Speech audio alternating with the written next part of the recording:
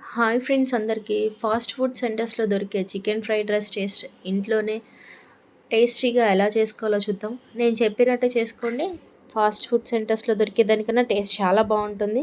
కడిగి పెట్టుకున్న చికెన్లోకి టేస్ట్కి సరిపడా సాల్ట్, అలాగే ఒక టేబుల్ స్పూన్ అంత కారము, మీ ఇష్టం అండి, ఏ కారమైనా వేసుకోవచ్చు. అలాగే ఒక టేబుల్ స్పూన్ గరం మసాలా, కొంచెం అంత అల్లం వెల్లుల్లి పేస్ట్, ఒక 2 టేబుల్ స్పూన్ల బియ్యం పిండి వేసుకుంటేనే క్రిస్పీగా వస్తుందండి చికెన్ పకోడీ. అలాగే ఒక టేబుల్ స్పూన్ శనగపిండి,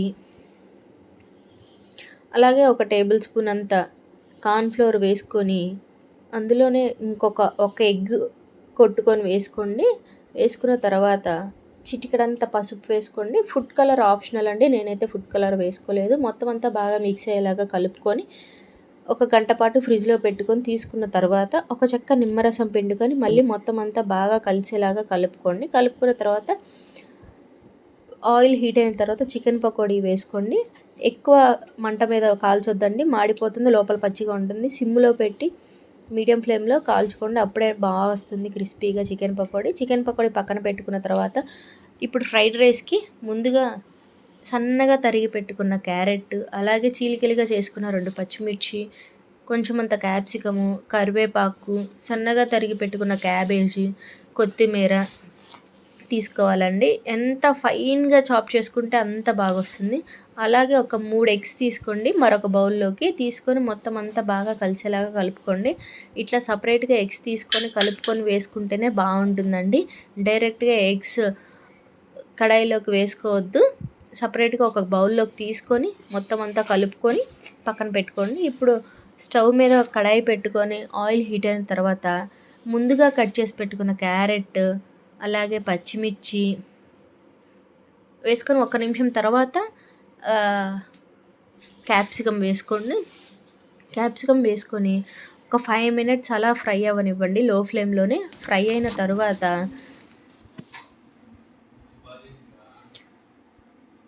ఒక 5 మినిట్స్ అలా మగ్గిన తర్వాత సన్నగా తరిగి పెట్టుకున్న క్యాబేజ్ తరుగు వేసుకోండి.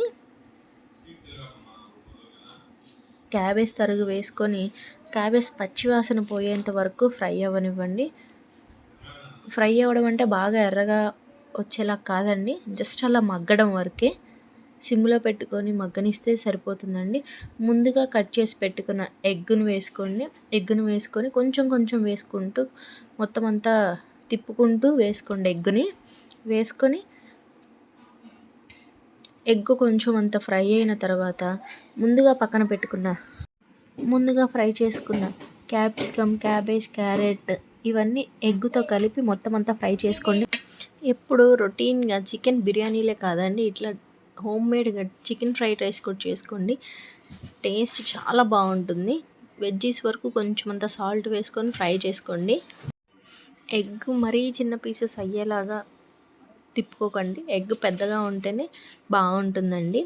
ఎగ్ మరీ చిన్న పీసెస్గా బ్రేక్ అయితే ఫ్రైడ్ రైస్ ఫ్లేవర్ బాగుంటుంది. ఇప్పుడు ముందుగా చేసి పెట్టుకున్న చికెన్ పకోడీ వేసుకొని మొత్తం అంతా బాగా ఫ్రై అయ్యేలాగా కలుపుకోవాలండి.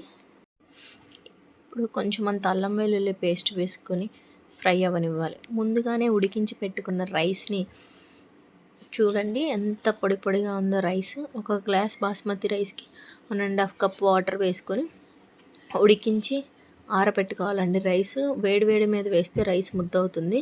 ముందుగా పెట్టుకున్న రైస్ని మొత్తం అంతా ఫ్రైడ్ రైస్లోకి, చికెన్లోకి వేసేసుకొని హై ఫ్లేమ్ పెట్టండి, లో ఫ్లేమ్ పెట్టద్దు. హై ఫ్లేమ్ పెట్టుకొని మొత్తం అంతా ఒక్కసారి టాస్ చేసుకోండి. అలా ఉండలేం లేకుండా చూసుకోండి. ఉండలేమని ఉంటే తీసేసేయండి.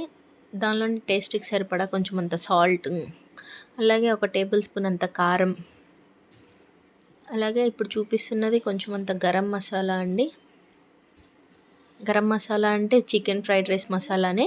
అది బయట ఏ సూపర్ మార్కెట్స్లోనైనా దొరుకుతుందండి. ఫ్రైడ్ రైస్ మసాలా, దాన్ని ఒక ప్యాకెట్ వేసుకొని మొత్తం అంతా బాగా కలుపుకోవాలండి. ఫ్రైడ్ రైస్ అంటేనే హై ఫ్లేమ్ మీద కలుపుకోవాలి. ఇప్పుడు హోమ్మేడ్గా చేసుకున్న ధనియాల పొడి 1 టేబుల్ స్పూన్ వేసుకొని మంట హైలో పెట్టుకొని మొత్తం అంతా బాగా కలిసేలాగా కలుపుకోండి. మేము ఎప్పుడు ఫ్రైడ్ రైస్ అన్నా సరే మా హస్బెండ్ ఇంట్లోనే టేస్టీగా చేస్తాడండి. బయట నుంచి ఫ్రైడ్ రైస్ అంటే అస్సలు ఒప్పుకోడు. వాళ్ళు ఎలాంటి వాటితో చేస్తారో నీకు ఇంట్లోనే నేను మంచిగా చేసి పెడతానని చెప్పి చేస్తాడండి. టేస్ట్ చాలా బావుంటుంది. బయట దొరికే వాటికన్నా టేస్ట్ నాకు ఇదే నచ్చుతుందండి, హోమ్‌మేడ్‌గా చేసుకున్నదే. అలాగే అందులోకి ఒక టేబుల్ స్పూన్ అంత సోయా సాస్, అలాగే కొంచెం అంత చిల్లీ సాస్, అలాగే కొంచెం అంత టమాటో సాస్,